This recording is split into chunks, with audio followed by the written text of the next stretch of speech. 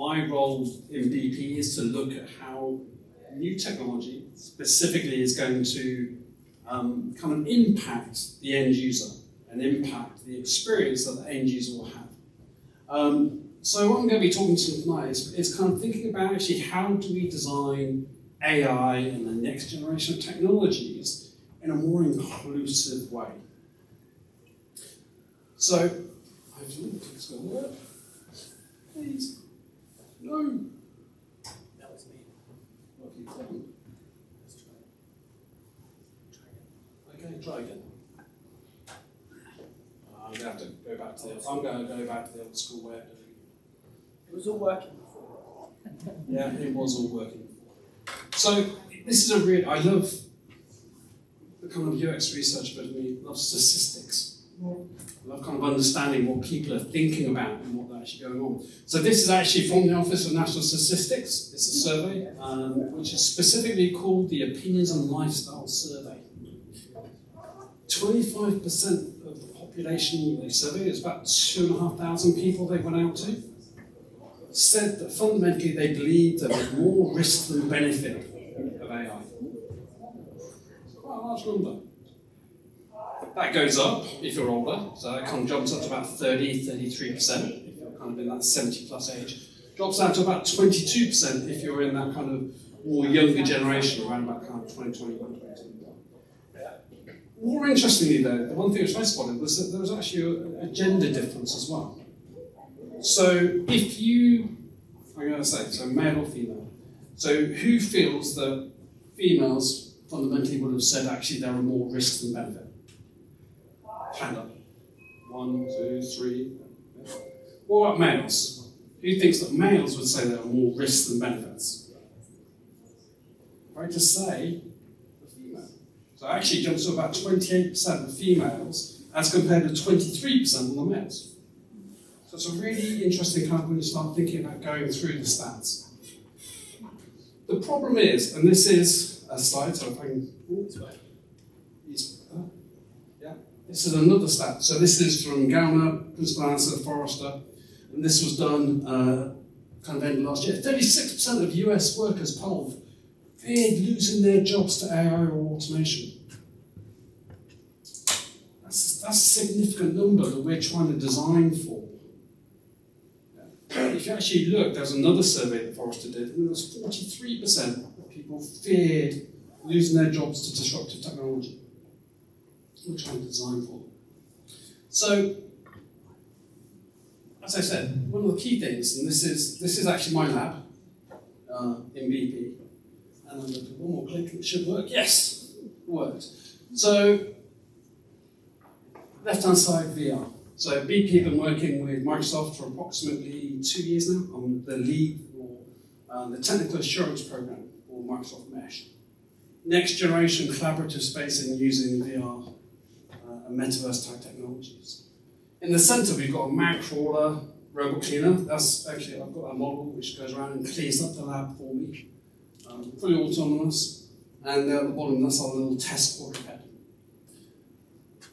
Mainly because we want to find out how people are going to interact with this type of device when we take it into an operational location or operational facility. Little kind of story there. So when that quadruped's out in the lab, I've actually got a colleague who refuses. Fundamentally, they will not come into the lab. Yeah?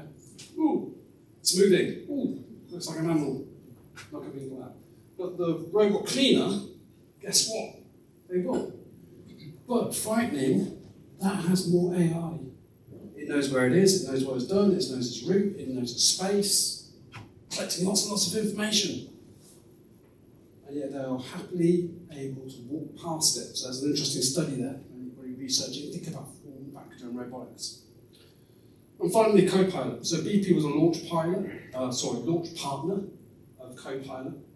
So we're actually in the middle of actually rolling out Copilot to a significant part or significant portion of the population within BP as an assistant. So I always go back to, when I saw Sata kind of talk about this at the release, I was there live at the event, and he said it was a partner. It was something to help free up an individual so that they could become more creative. Initially, it came from actually coding. Yeah. Copilot for GitHub, and it was actually there to help coders code better code. Me, I use it every day. If I want to find out what's going on in my diary, I ask Copilot. And emails, I ask Copilot. It's freeing me up. But think about the individuals who it might impact, the PAs. Think about the cleaner. How does a cleaner feel about having a robot cleaner suddenly walking around the floor of their office? How do we design for that? So one of the key things, and this is how it came out, so this lady, Anastasia.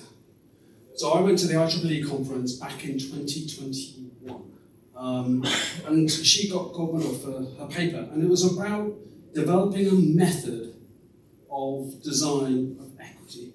So how do I kind of roll out technology, specifically robotics, and within her initial paper was robotics for older adults, how do I include them within the process?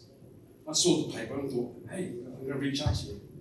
Another thing I do is I look after all the relationships with some of the leading institutions around the world. So I reached out to her and said, I'd love to work with you and see if we could do this on an industrial scale, industrial robotics, or industrial next generation technology. So, as I always do, this is kind of working with so many academics, and it's kind of the academia side of me, which is if you include the end user within the design process, you're going to get a better outcome.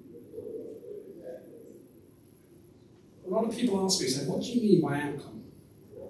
Well, if I think about it, the decisions we make as designers have ethical implications.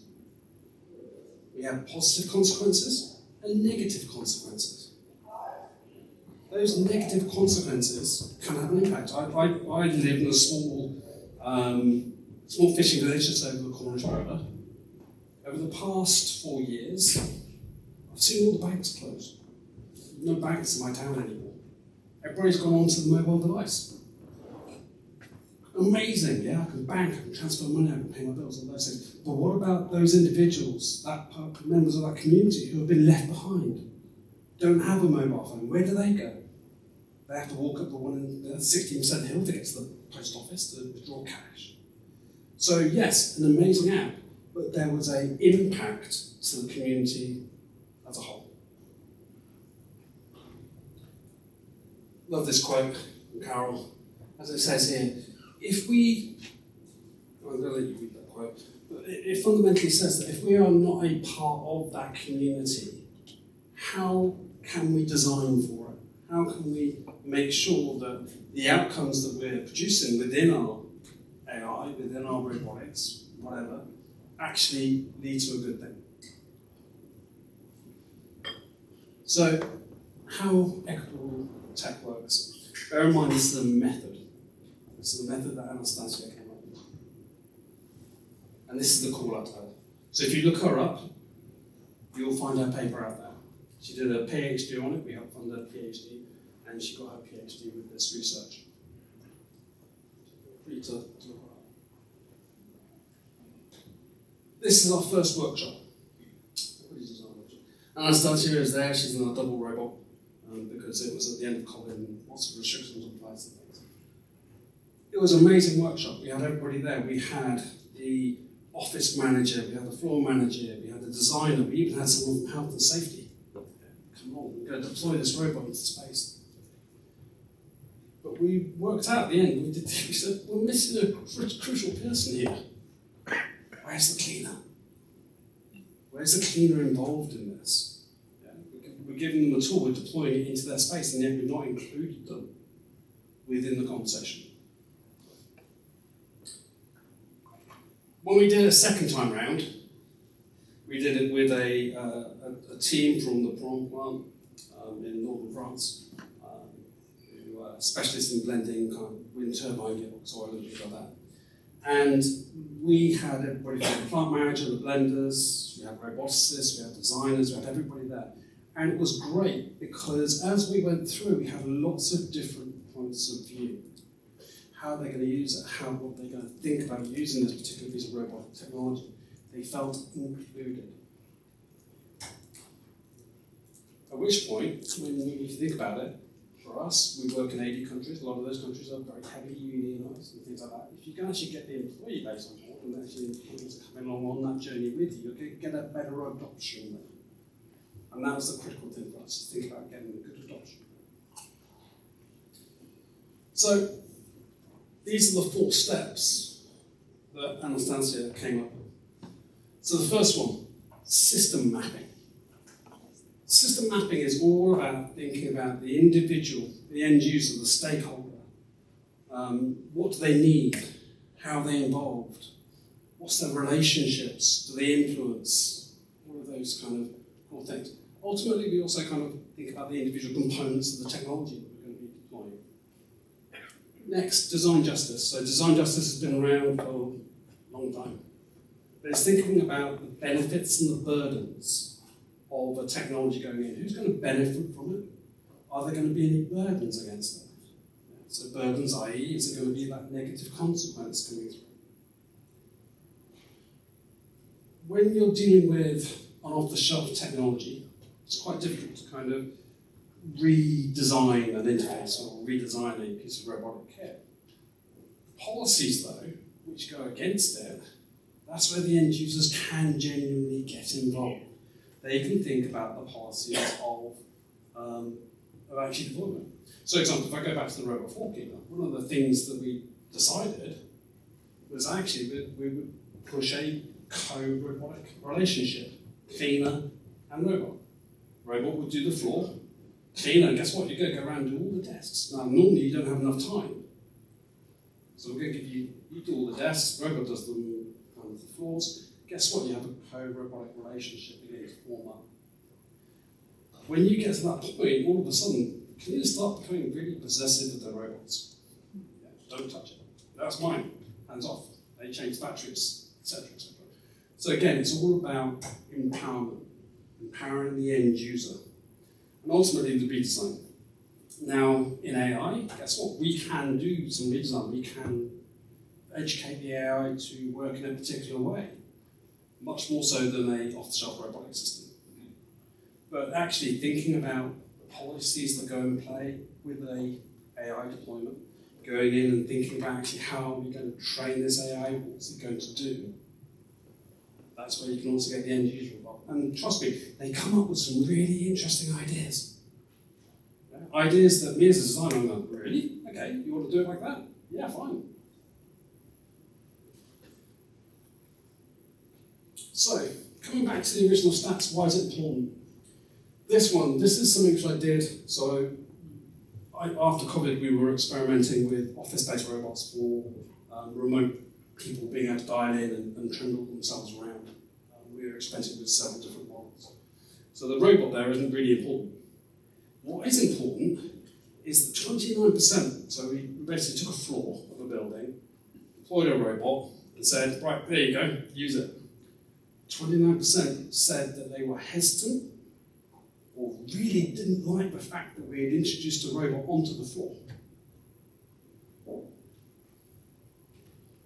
It's kind of 1 in 3 were negative about this thing, even though it was a tool which they could use if they were remote. Then we went back and did the method with them. So the robots, they said, were really quiet. So okay, let's put a little bell on it. So actually, kind of as it trundles around, makes some noise so you can hear it.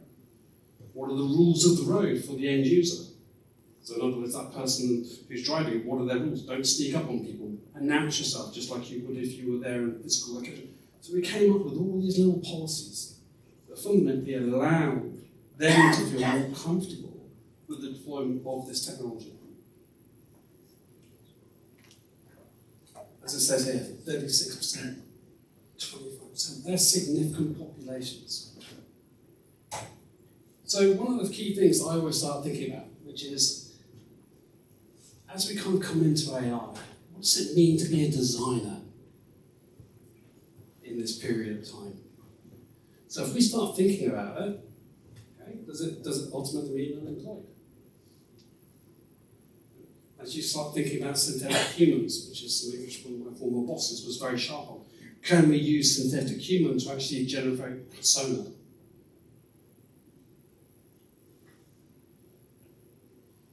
The one thing I always ask though is, if I go back to my method, have you actually asked? As designers, have we been asked, okay, what's it like to have Firefly? What's it like to have DALL-E, etc., coming at us? Have you asked our management to turn around and say, actually, what's the policy about using this technology? Can we be included in any decisions about rolling it out? We did it with Copilot.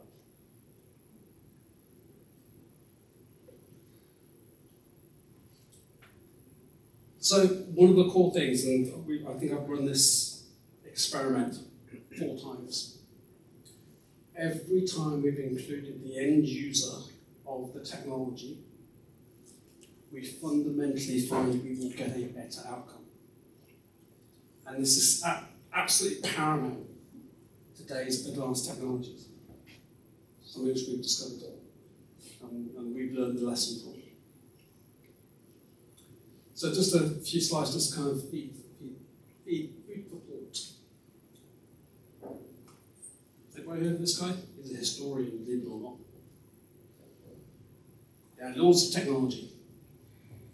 And one of the key things, technology is neither good nor bad, but it's also not neutral. It's up to us designers.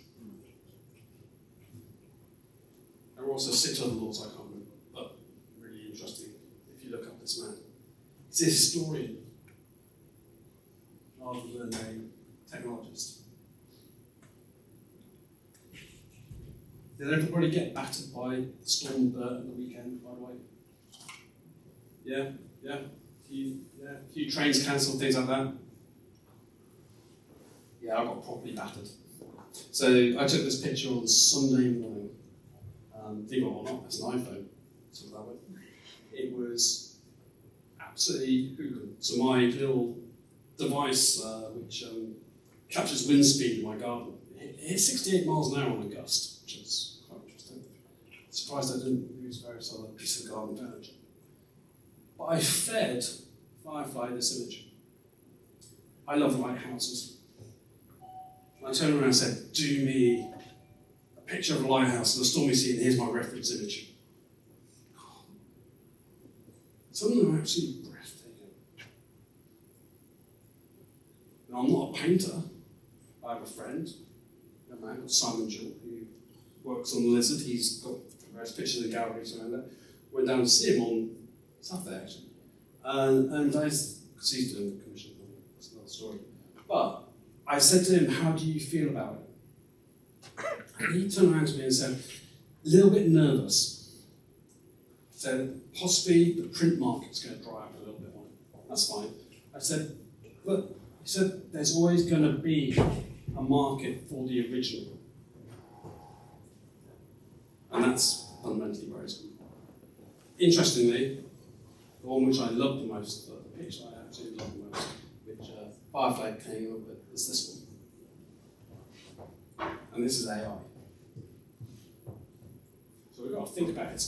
How can we embrace it? How can we use it? I'm not a painter, I'm a photographer. But actually, by taking my photograph, feeding it to the AI, all of a sudden I kind of went into a co-relationship with the AI to produce this. I loved it. Lots of trial and error, lots of findings. But it was actually about building that relationship because I understood it. Understood what it was. So at which point, my name's Matthew Baker. Hope you've enjoyed that. Hope you've enjoyed the talk. And I'm going to hand off. Or anybody any questions? Yeah, we do have, put your hands together. Thank you, everyone. Bang on time. Bang on time. Does anyone have any questions for Matthew? Don't all jump at once. It's always trying to break the ice with the questions. One comes and then they all come. Come on, he takes you off the back. You can answer me a question. I can ask you a question as well. Oh no. I mean, I work with Matt, so I'm a planter, I guess you could call me. But Matt, what do you think has been the biggest challenge that you've had in this process that you've been through?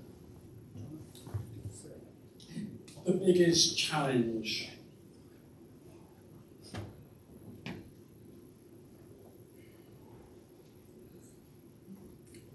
it's interesting because you get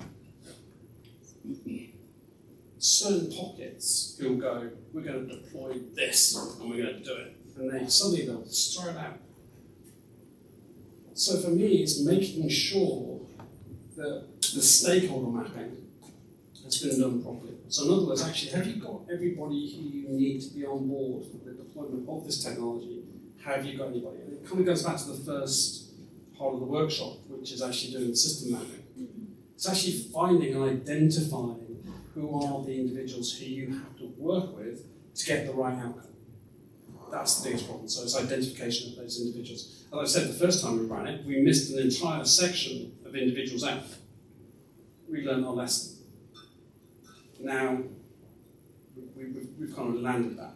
But for me, it's about kind of making sure that you've got the right individuals involved at the right time, preferably right at the start, and then bring them on the journey with you. Thank you very much for your question.